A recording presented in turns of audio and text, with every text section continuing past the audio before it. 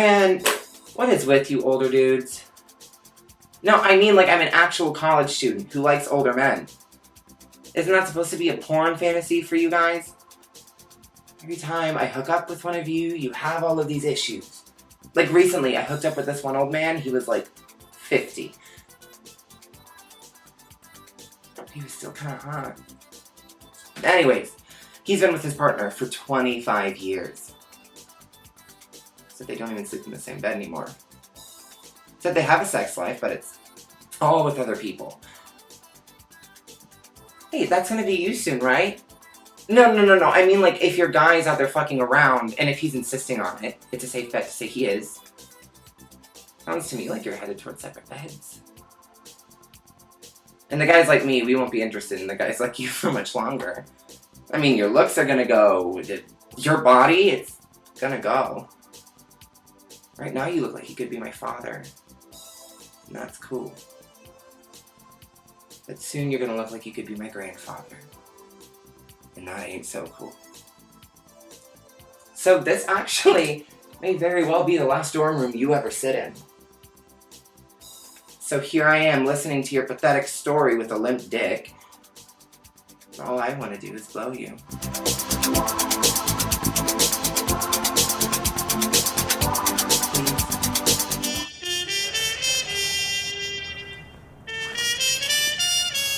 Can we talk? Yeah. Are we okay? Yeah. Yeah, I guess so. Why, do you think we're not? I don't know. The situation's not exactly conventional. Yeah, but I bet plenty of exes still live together. I like to think of us like a sitcom. X and Miss Frances Bex. That's a terrible name for a sitcom. I think we're fine. Neither of us can afford to break the lease anyways. Yeah, even when we were dating, it felt like we were just friends. Sometimes it feels like we're still dating even though we are just friends.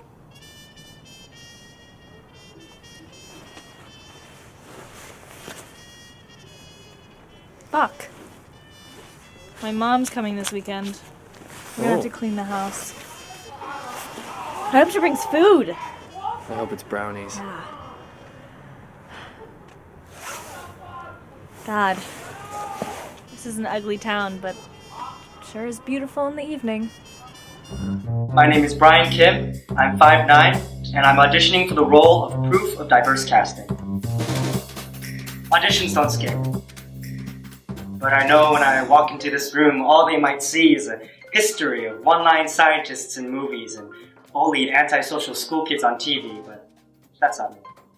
You see, history tells me I'm nothing but a taxi driver, a gas station clerk, a laundromat worker, a Chinese railroad builder. There's so much more to me.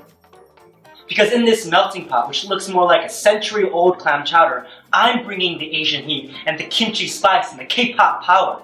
Because I won't let my diversity be a disability for you. It's everything but. It tells me there's nothing I can't do. Persistence tells me I can be Alexander Hamilton, James Bond, Peter Parker, and Hamlet. My range is all the colors in an abstract painter's palette, blending and mixing ingredients in me. I'll be your fashion model, not your token model minority. Because I was born in the land of the free and I stepped to the beat of a star-spangled drum. My heart is in the home of the brave, no matter what my parents have done. No matter all this coronavirus prejudice bullshit that stems from racism. No matter who tells me to go back to where I came from, because I came from here. So I'll try to get my name out there and lead the charge to ensure that other crazy Asian kids can see and believe that their future is more than people telling them their American dream isn't worth living for. Because it is. Because it is. Thank you. When we've been having our trip sessions, I've been expanding on this one idea in my head.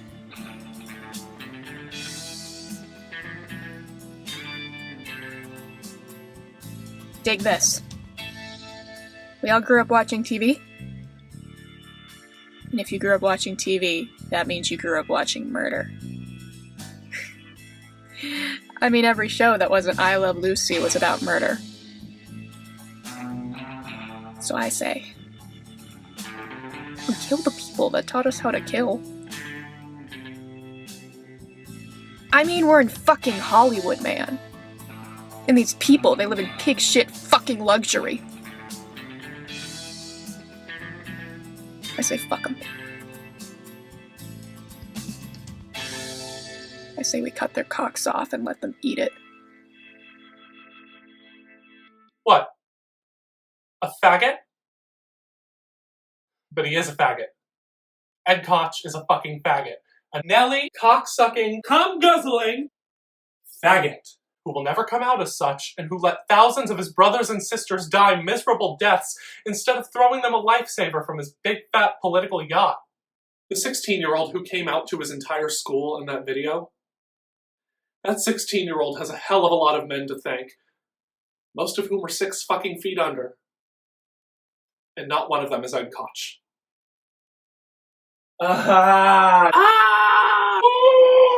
You are completely mangling my entire gay men as a community have fought not just for acceptance, but for freedom.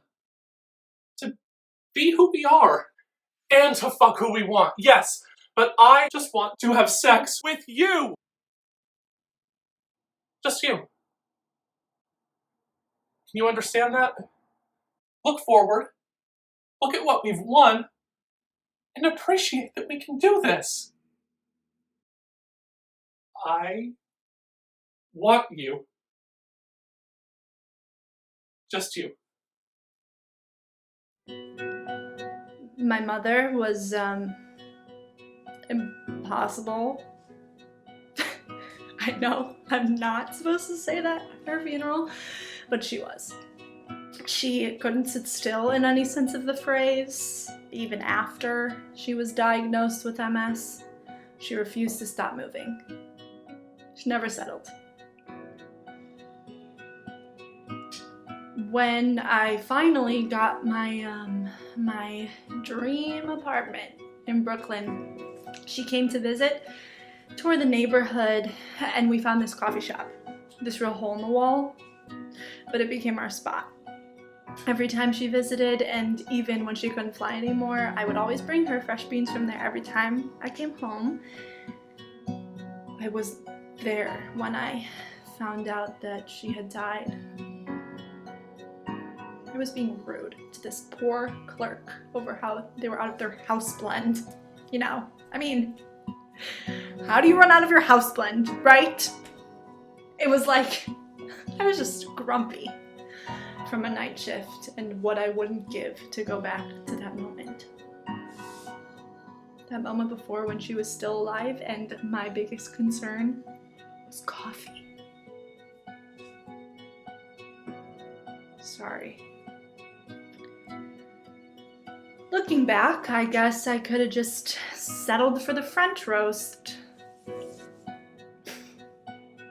And now I can never go back to that coffee shop ever again.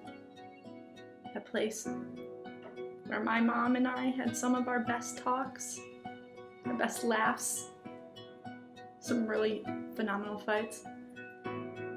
Because that's the place that I found out that she was gone.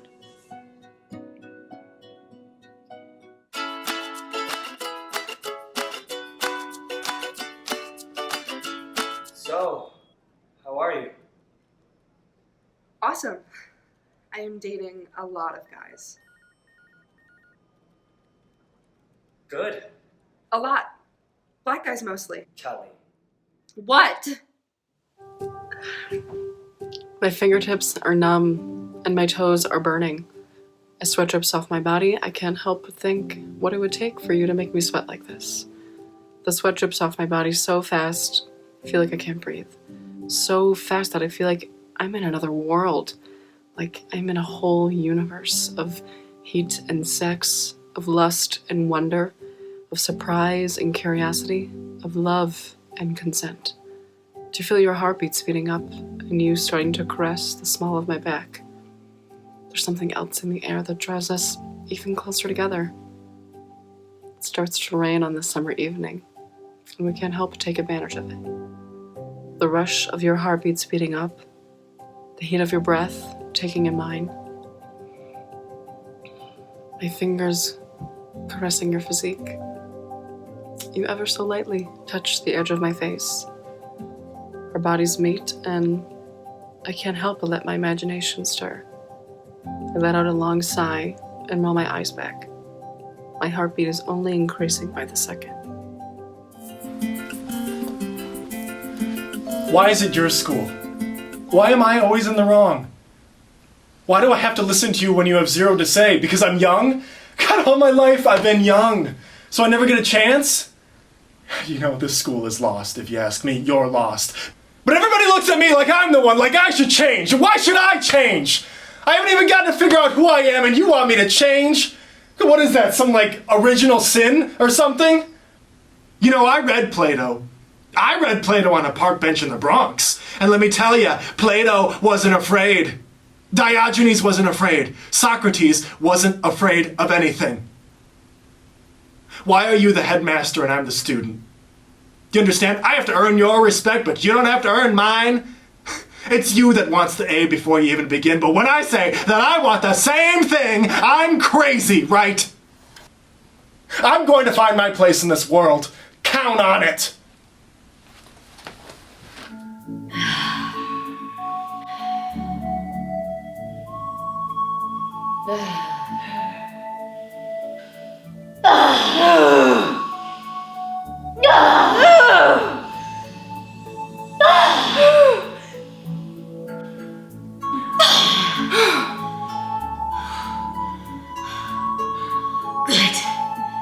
That was very good. Cool. Yeah, that was great. Do you feel refreshed? Definitely. Can I get you anything? Matcha latte, lotus flower tea, lion's mane capsule. Do you have Diet Coke? No. Oh, water would be amazing. Janice! Can you bring us 2 waters and 2 babe shakes? The chocolate kind. Please and thank you. Janice is my nanny. For Ashton? Oh, no. Ashton has his own nanny. She's mine. Oh, cool. We could all use some extra support. Mm-hmm. Thank you so much for coming. I'm so glad you finally made the step to choosing your body and health over everything. Me too. You seemed so sad to me. Oh, well, that's just my face. Poor thing. Give me your hands.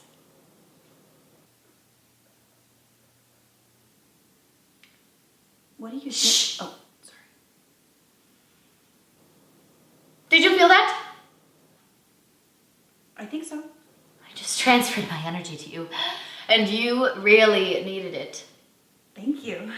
I'm becoming a Reiki master. It's incredibly draining. Sure. I've dedicated my life to helping others.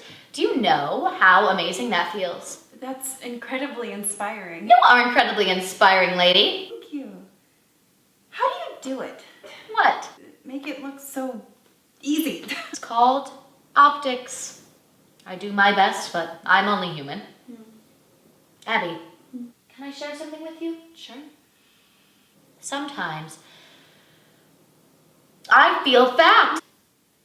You do? Sure. I eat too much. I binge. I fall into a spiral, and I hate myself for it. But this program has made me feel so much less alone. They make me feel worthwhile. Give me a purpose. Having a team of women beside me, knowing we'll have each other's backs, that we will stand by each other until the end of time, has made me a better person, a more understanding person, a more loving person.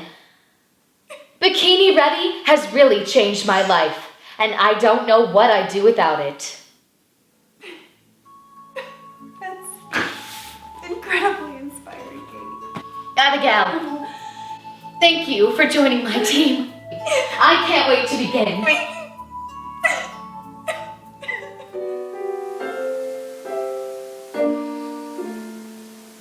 I hate the bus.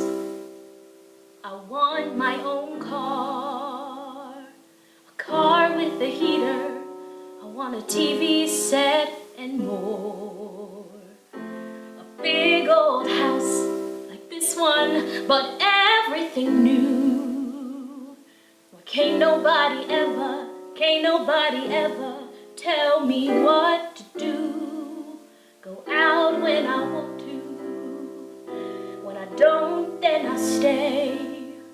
Got magical bracelets so bullets bounce away. In every room, a TV and my own telephone. And I'll live in my house, by myself, all alone. And if I'm lonely, doesn't matter. I think there's worse than being lonely.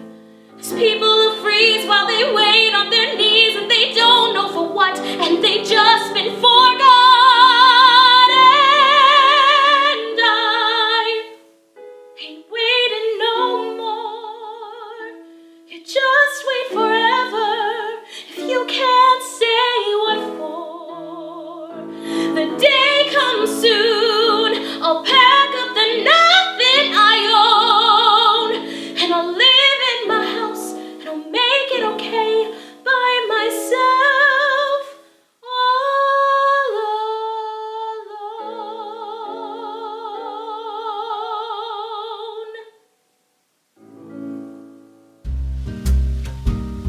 alone. Yeah, that's what all depressives say. How do you know what I have and don't have? I was impotent for a year, developed an unhealthy addiction to sleeping pills, and kicked it cold turkey. Dated a Russian woman about twice my age and loved her. Take flying lessons, and I've read pretty much every book written about the Civil War.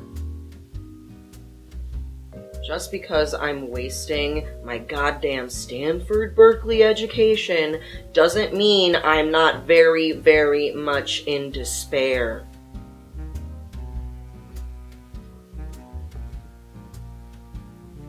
Look at me. I don't take my romantic life seriously. Probably a sex addict. I don't want to have kids because it's far too easy to fuck them up, and mom and dad call me every time they have problems with email or cell phones, and they're the only people other than you that I've ever really, really loved. And you're half insane and vaguely suicidal. I want you to tell me you care about me. That is what I want. Kelly, I'm your boss now, okay? You can't just keep talking to me like I'm your boyfriend. Big, strong man, fancy, new, whatever. I don't think you ever cared about me. I never cared about you. 6 months ago, Karen Filippelli sent me an email, asked me out. I said no because I was committed to this relationship. Well, I hope you're still committed because I'm pregnant. And guess what, buddy? I'm keeping it.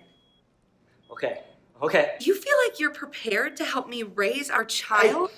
I can't talk about this now. We'll go out to dinner after work. We'll talk about it then. We have a date. What we're trying to tell you guys is that there's another way to look at this.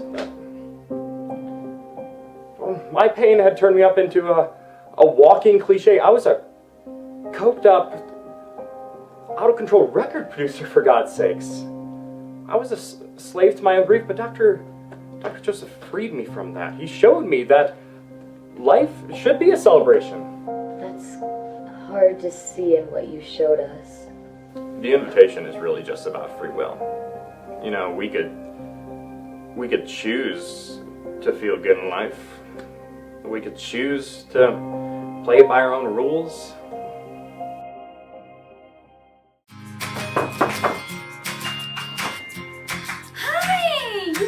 Julia, come on in. Step into my office, my sanctuary. Feel free to sit on any one of my 2 seating islands. Thanks. Okay, so let me just formally introduce myself. My name's Jessica, and I will be 2 South's RA this school year. And although I'm here to make sure there aren't too many shenanigans going on in Allen Hall, I want you to think of me as a voice of guidance, your own personal AOC, and most importantly, a friend. Okay. So do you have any questions for me? Nope. So is that it? Can I go? Nope. Nope. Not yet, but don't you fret. I just want to talk a little, get to know each other a little. Okay. Cool. So I wrote up about 500 different icebreaker cards, and I figured that we could just like pick some and answer them. That sounds like fun, right? Sure. It's gonna be fun. Okay. I'll go first. Where are you from? Chicago. Oh my god. I'm from Skokie. We're practically neighbors. Okay, your turn. Okay. If they made a movie about your life, what would it be about and who would play you? Oh, that's easy. It'd be about a spunky RA played by none other than Emma Stone herself, and she'd fight crime of underage drinking. That was a good one. I almost forgot I put it in there. Okay, my turn. What are you most insecure about? What? I mean, that's kind of personal. I don't really know you, and I don't really feel comfortable telling that to a total stranger. Well, how are we ever going to get to know each other if you refuse to play by the rules? You know what? How about you just ask me another question, and then maybe I won't seem like so much of a stranger. Okay. How old were you when you lost your virginity? Don't answer that. I don't want to know that. And it was beautiful. Oh my god. His name was No. Julio, and he was mine. Grab another card. He had the Take another card. sweetest smile. And Just grab another card! Okay. Oh, this is a good one. It's a would you rather. Murder or be murdered? Okay, I know I should let you answer, but I think I want to be murdered. I have a really cute picture that the news can. So what's your problem? I'm sorry, but that question is not on a card. So legally, by law, I'm not allowed to answer it. Look, I came to your stupid meeting. I played your stupid game. Can I please just go now? I feel like I have a pretty good idea of who you are as a person. And I'm sure you have lots of other students to get to know. So I'm just gonna see myself out. No! Wait! Please. You're the only person that responded to my emails. I've just been sitting in my room all day with my 2 sitting islands, 500 different icebreaker questions, and this box of unlubricated condoms. I mean, what am I supposed to do with unlubricated condoms? I mean, I'll take the condoms. Oh my god, thank you so much. Use a water-based lube. Oh my god. I'm nervous and upset because this girl I've never met, I get to meet tonight at 8. I'm taking her to dinner at a charming old cafe, but who can eat tonight at 8? It's early in the morning and our date is not till 8 o'clock tonight, and yet already I can see what a nightmare this whole day will be. I haven't slept a wink, I only think of our approaching tete-a-tete tonight at 8. I feel a combination of depression and elation. What a state to wait till 8. 3 more minutes, 2 more seconds, 10 more hours to go. In spite of what I've written, she may not be very smitten, and my hopes perhaps may all collapse kaput tonight at 8. I knew exactly how I'll act and what will happen when we dine tonight at 8.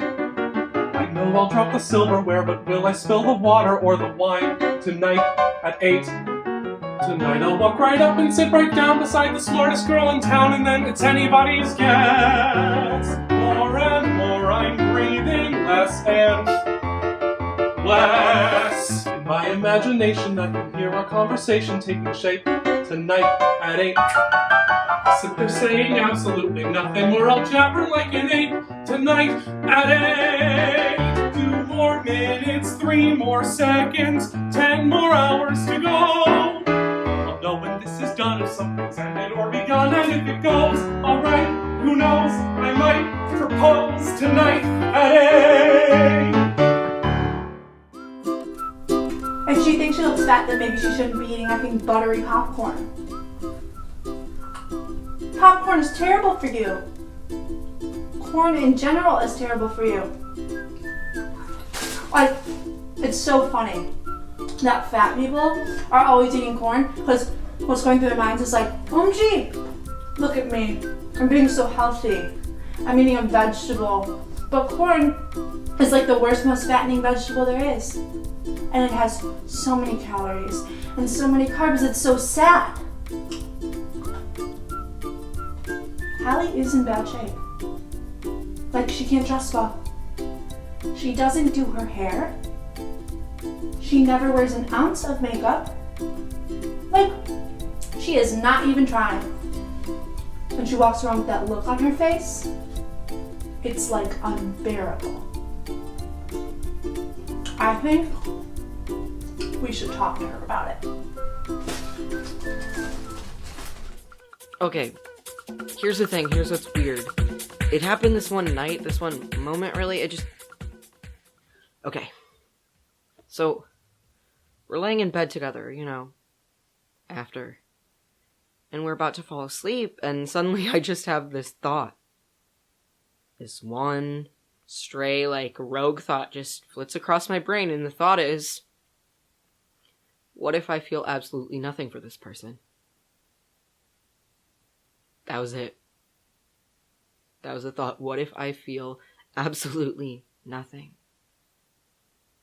And it was like my heart stopped, or like I fell through ice, or like if my life was a movie, I won, you know, I got the girl, but in that moment I just wanted to turn over to her in the dark and say, hey, remember that time I told you I loved you? What a great scene that was. Okay, that's a wrap. Maybe we'll work together again someday. Only I couldn't. I mean, I didn't want to. Because until like a minute before that, everything was good. It felt fine. And not just with this girl, I started feeling this way about everything. What I want is to go back to how I felt before this. I want to undo whatever happened and never, ever, ever feel this way again. I can't help you if you're lying in every session. Lying? I wouldn't be lying. What are you talking about? Where's this coming from? Were you, or were you not, the first choice for the female lead in The Notebook? Yes, I was, and I had to unfortunately pass because of a scheduling conflict. We went over this. I graciously handed it to Rachel McAdams, and she did a fine job with the film. I'm secure enough to admit that. I'm finding this all hard to believe. You know what? She really wasn't that great now that I think about it. Rachel McAdams. Do you think I would have done a better job? I've never seen you act. Oh, really? Ta-da! I've been lying the whole time! Ow! Good. You admitted it. That was acting. What I just did right there was acting. I said I was lying. That wasn't even true. I was acting, alright? So, you are. I'm good. How are you feeling about all of what I'm doing? Did you like that? Do you think that was good? Tell me I'm good. Tell me I'm good. Tell me that's good. Tell me I'm good. Tell me I'm good. Tell me I'm good. Tell me I'm good. Tell me I'm good. Tell me I'm... Thank you. Oh, was that hard?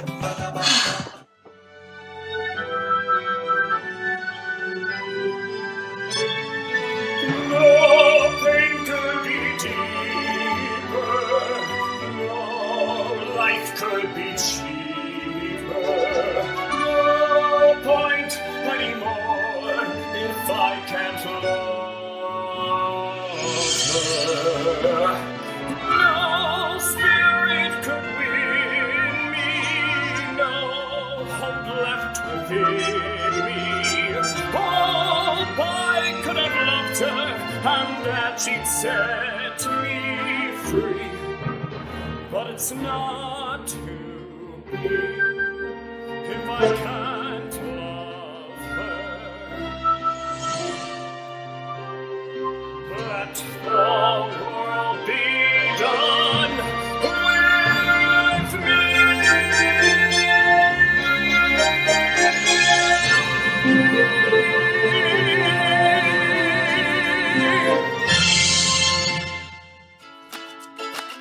don't see what the big deal is. You don't. No. You lied about being pregnant. Right. So? You don't see why that would kind of make me angry. No. We're never getting back together. Why not? Most people assume my name's Jessica. It's not.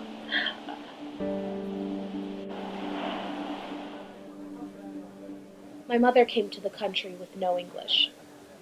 Very little, and she's in this hospital in Newark. It's not there anymore, this is clearly like a few years, and the nurse hands me to my mom for the first time. She was here alone, no family. The nurse asks her, like, what do you call her? My mom just looks at her. She said that was the moment it hit her. How alone she was, how little family, how everything now it's hers, her shoulders, and she thought the nurse said, when my mom was asked a question, she'd usually either just say yes or no, I'm okay, like judging on if it was a man or a woman she was talking to. I mean, most of the time people only asked her, like, do you want a bag or are you okay? And so she'd say yes or no, or I'm okay. And so when the nurse asked my name, she, I think she meant to say yes, but in her, her accent. So my name's Jess. Just Jess. Nice enough to put 2 S's.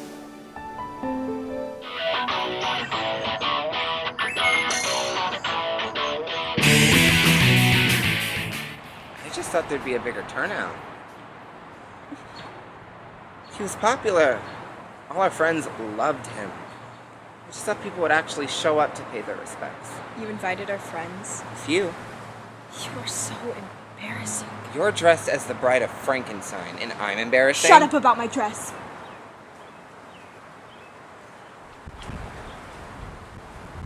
This is not the way he would have won in his funeral. Charles, ceremony is probably not key here. He was a fucking dog. Yeah, well, he was my fucking dog, He so fuck was you. your fucking dog, too. He didn't even like you. I suppose he told you this. No, he didn't have to. It was apparent. He barely even tolerated I you. hate you. Oh, big loss. You're such a dick. Just say the fucking prayer!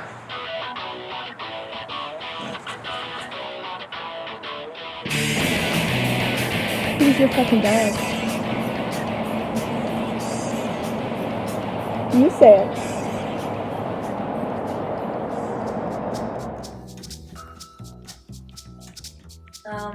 Kim Ann?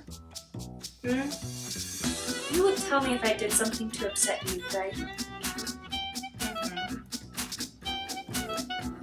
Okay. You did something to upset me. I did? Honestly, I just can't believe everything that happened with your baby. Oh! You just gave your baby to Lisa. That's really fucked up, Jill. No. I think I made a horrible mistake. Yeah. Why would you give your baby to Lisa and not me? Oh, I'm so sorry, Kim Ann. I wasn't thinking. You know, I hadn't planned on giving my baby away at all. Well.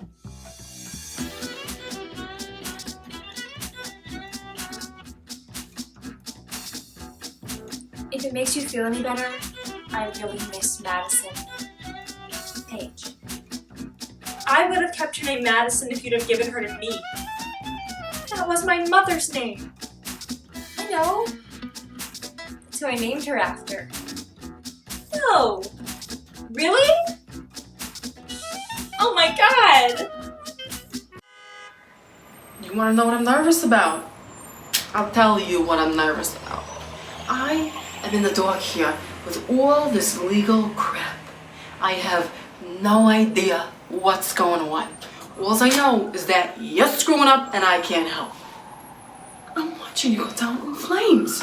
You're bringing me with you, and I can't do anything about it. Now, I hate to bring it up, because I know we've got enough pressure on you already. But we agreed to get married as soon as you won your first case. Meanwhile, 10 years later, my niece, the daughter of my sister, is getting married. My biological clock is ticking like this. And the way this case is going, I ain't never getting married. I'm not sure why I'm the one my friends go to when all the relationship crap that they go through predictably all hits the fan. Still I console and suggest that the ones that I weep with might try just to sleep with one woman or man, but everyone cheats on everyone. All of my friends are whores, everyone cheats on everyone. Why do I bother? Turn around just a minute and they're suddenly on all fours servicing someone's father. Sue sleeps with Pat, then Pat sleeps with Mary, then Mary goes with Gary, who proceeds to cheat with Kate. Kate hooks up with Matt and then goes into therapy. It's there that she meets Eric and decides that they should date. It doesn't last because Melissa hits on Eric and they fall in love, so Kate tells Pat, who cheats on his new boyfriend Jack. Pat was gay, but now he's bi, and yet another reason why this hookup web we weave is like a subway map on crack. Everyone cheats on everyone. All of my friends are whores, everyone cheats on everyone. It is appalling, everyone cheats on everyone. Am I the only one who hates this shit? It is ridiculous. Whores, whores! Why do they have to be such whores? Whores! Why must they be so skanky? Everyone cheats on everyone, sleeps with everyone, gets with everyone. All of my friends are sluts and whores. Hey! You want to know why I was getting wine? My ex-boyfriend got engaged and butt dialed me while he was having sex with his new fiance. And I listened to it for like 15 minutes. So, feeling sorry for myself, I, in my rattiest pair of sweatpants, went to Kroger, bought the biggest bottle of wine I could find, and my hand did brush Eric's. Very drunk Eric, who was in charge of restocking the party alcohol and had a little bit of puke crusted into his soul patch. We fooled around in his car in the Kroger parking lot. But he called me the next day. And that's when I knew.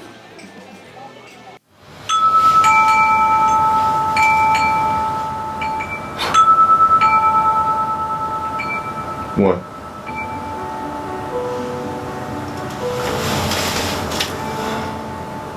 My dad and I made these wind chimes when I was like, I don't know, 8 or 9.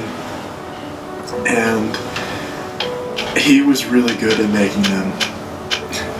He had made them with his dad when he was a kid, so he was like a pro. And I just wasn't understanding the process, like, at all. So we finished the wind chime, and it was the ugliest sounding wind chime that I have ever heard in my life. It would make like these discordant notes and just sound awful. My dad loved it.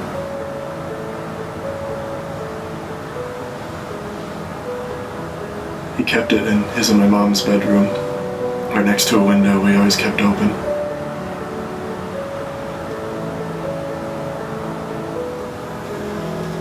I'm sorry that there's no real overarching moral to this story. It's just something I really like to think about a lot.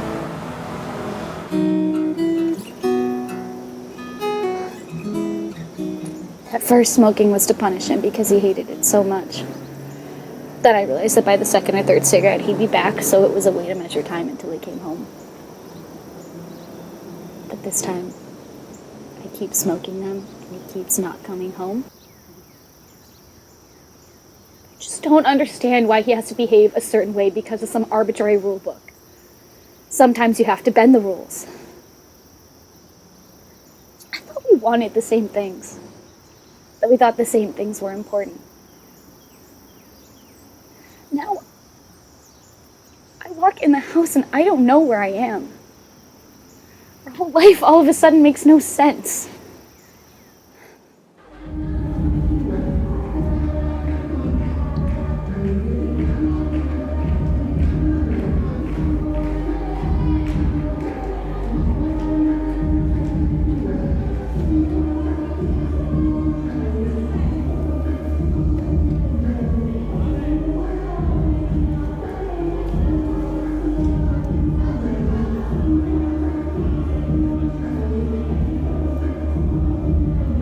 Hey, George, can I ask you something? Did you ever have braces? Or acne? Did you have acne when you were a teenager? You grew up rich and hot and straight and white. You won the lottery! So of course you want to dance. You're surrounded by people who want to fuck you, and I don't want to in front of people that would have bullied me in high school when you're too afraid to touch me. If you want me to feel confident, then hold my hand.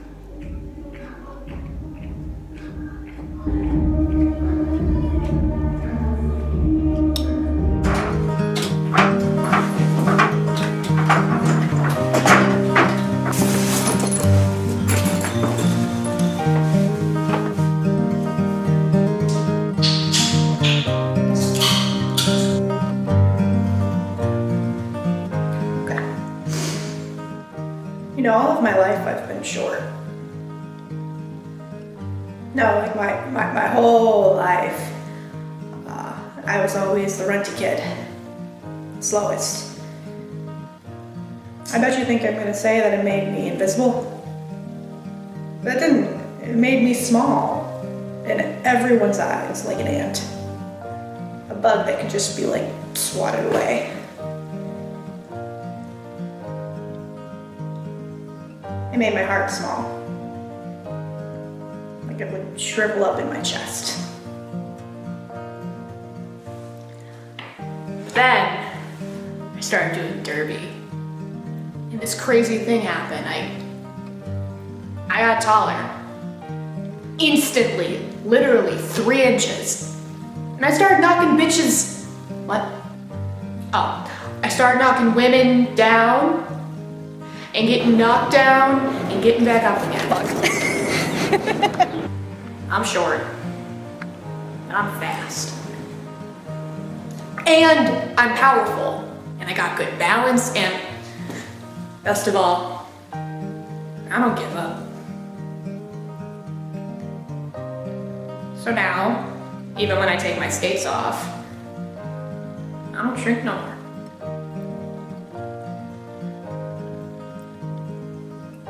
Don't let nobody step on you. Trip them instead. And don't let nobody shrivel your heart. Do what you gotta do to make it grow.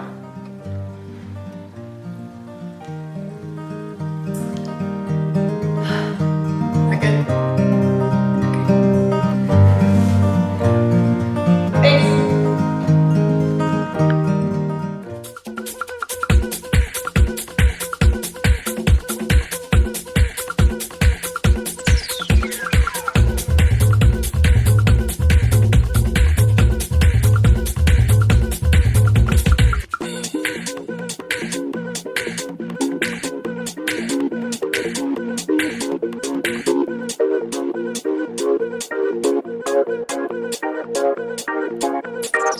Thanks.